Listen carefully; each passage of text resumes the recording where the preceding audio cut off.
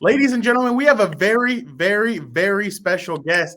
It is, you know him, number 33 on the field. He's probably number one in your heart. That is Charger safety Derwin James. Derwin, how are you doing? I'm doing good, man. I'm just chilling, man. Getting ready for this season to kick off. Thank you so much for joining Compas on the Beat. We're excited to have you. So basically, we kind of explained it to you. This is like a virtual carne asada. We're having fun. We're hanging out. What kind of tacos do you want, Derwin? Man, I need at least some steak tacos if you're gonna do it. You know what I mean? Them How the many? best How many? tacos. How many are we gonna get? About four of them things a Just to piece. start with. Yeah. Them are the appetizers, starters. Okay. Derwin, when you go to like a barbecue, what are you taking or what are you eating? What are you looking out for? If I'm going to a barbecue, you gotta have ribs. You gotta have chicken wings. I say, I'm a shrimp guy, so I gotta have some shrimp on the grill too. Is the food out different in Florida? The shrimp is that better tasting out there? Oh yeah, it's a more country, more laid back than out here. City like out here. Have you ever had like smoked alligator or any of that? Like Yeah, any of yeah. that? How is Fried that? lobster, gator tail. We didn't have all that, like deer meat, everything. How is that? It, like if I was to just give it to you and not tell you what it was, you would just think that it's chicken. Like I know a lot of people say that, but you would think it's like a piece of chicken or something. Wow. Okay, you got to try the gator now, Fernando. Yeah, Recommended get us by some gator Derwin tail, James. man. Okay. With Derwin, you got your food now. Pretend you have virtual food. You're hanging out with the compas. By the way, do you know what a compa means in Spanish? That's the guys. There you go. Okay. Ooh, there you Now, go. hey, I took Spanish 3. I ain't gonna tell y'all why, but Wow. I took Spanish 3 now. I'm kind of surprised. You might be the first one that's not The Latino guys. that knows I know that. what that means. That's the guys, man. Wow. Okay, Derwin, you're definitely a compa. So you're hanging out with us right now. Yeah. But DJ, just tell me, because I talked to you last week. How excited are you to go play 2021? You're done with training camp. No more preseason games. Now is a real deal. On to Washington. I'm very excited, man. It's been a lot of hard work. I thank everybody, that's part of my team, that helped me get to this point. But man, I'm just excited, ready, man. A lot of like anxious, just ready to go play, man. And Derwin, when I talked to you, I was trying to take you all the way back to. I was trying to figure out how did you learn to play so many roles on the field? Because I think you've played everything on defense besides nose tackle. I might be wrong now, but you're doing everything out there. You told me you play left tackle in Pop Warner. That's how you started. Yeah. Tell me some stories about being a left tackle. Were you as good as Rashawn Slater out there? I don't know. I had me a couple pancakes because like my coach used to always like get hyped and get crunk. Like that used to make the coaches like get excited, especially in Pop Warner. Especially if we're skinny guys getting pancake blocks on the line. So, I got me a couple, just being more athletic and physical than guys. But, of course now the linemen are a little different. Yeah, I think you told me right after that you went back to being a skill player, a running skill back. player. Yeah, they wanted the ball in my hands at the next year after that. You know what's something I discovered about Derwin Gilbert a couple of years ago? He told me, Derwin, when you went into Florida State at 14 years old, what did you do that day when you first went to Florida State? What did you do that rarely nobody else does? What that? That you committed. Oh, when I got my tattoo? Yeah. No. When you went to Florida State to go take a visit, you committed right away at 14. Didn't you commit at 14 years old? Yeah. I committed early, my freshman year of high school. And like, what were other teams trying to come at you, trying to get you to? Yeah. So after I committed to Florida State, because that was my favorite school growing up. When I committed to Florida State, then Miami came rolling in. Nick Saban came after that. Alabama came in, and then it was a couple schools like Clemson. They also came, but I told him I was good. Was it hard to turn down Nick Saban after all the success you've seen him have with all the rings and all the championships?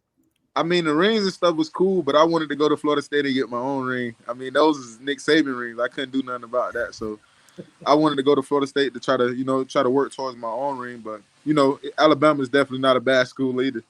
Hey, Derwin, I don't think I got to ask you this a week ago, but you transferred in high school. I think you went from one high school to another to your hometown. Yeah. What was that like going from, I guess, why did you start that high school and then going back to your hometown?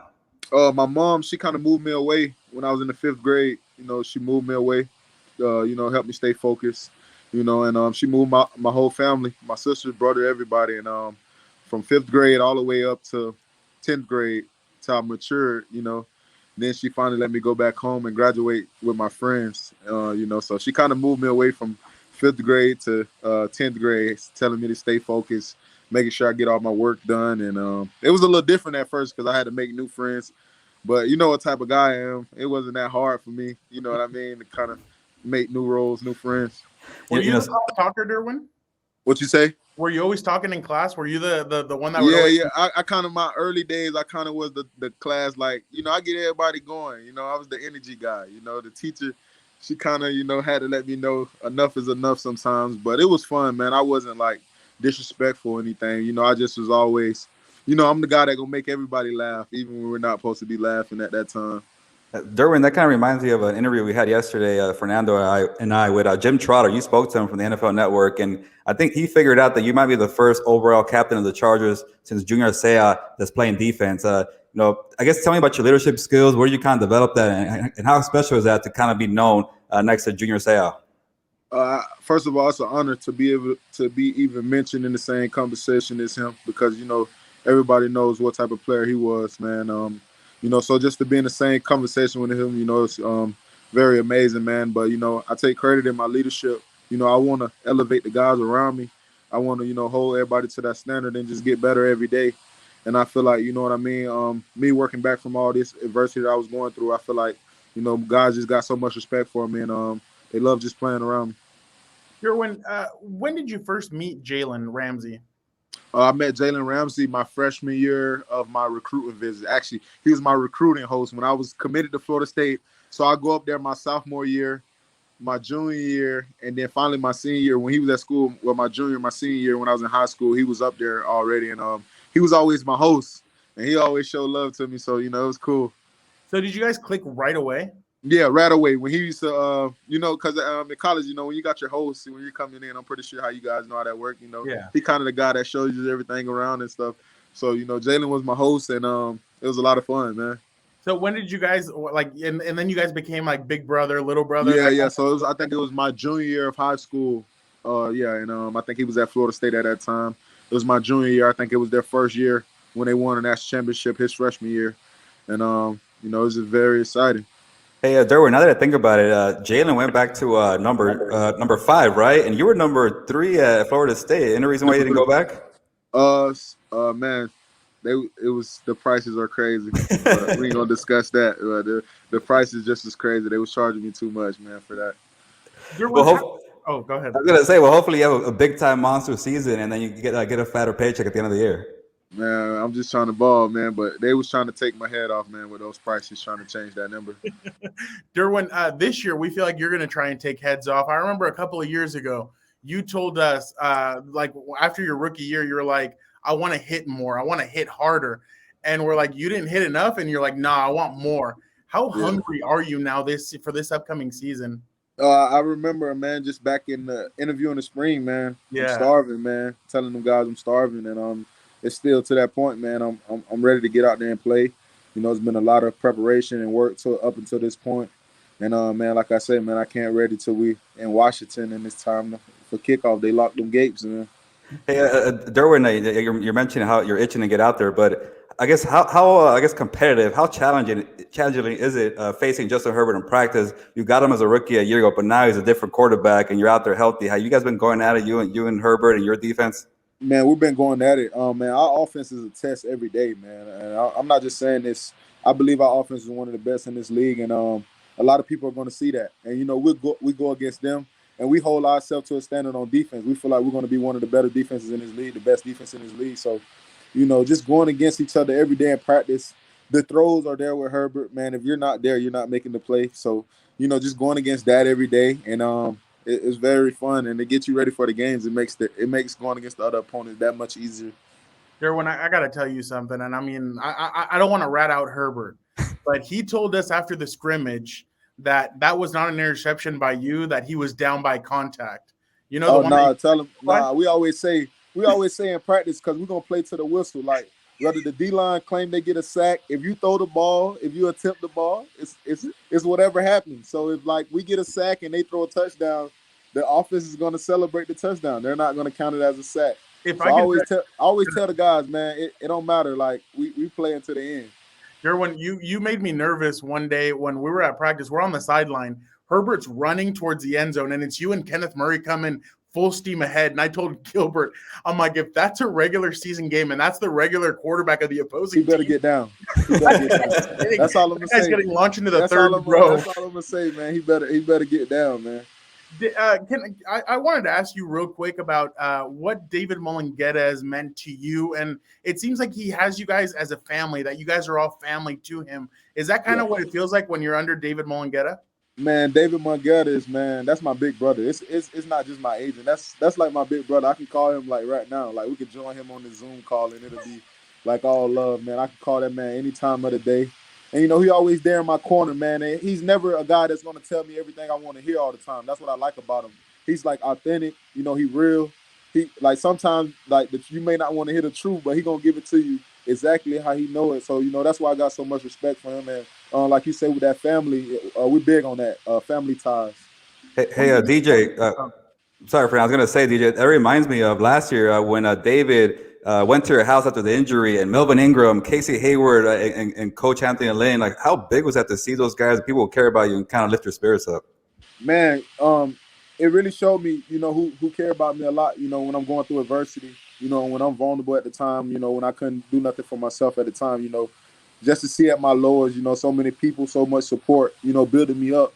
I just take thanks and credit for that. And man, I appreciate all those guys that you mentioned. It don't go unnoticed. And I feel like I'll be the same way if anything ever happened to any of those guys. Derwin, was Jalen a big reason of why you decided to go with David as your agent? Yes, Jalen was definitely a big reason because he was a guy much older than me.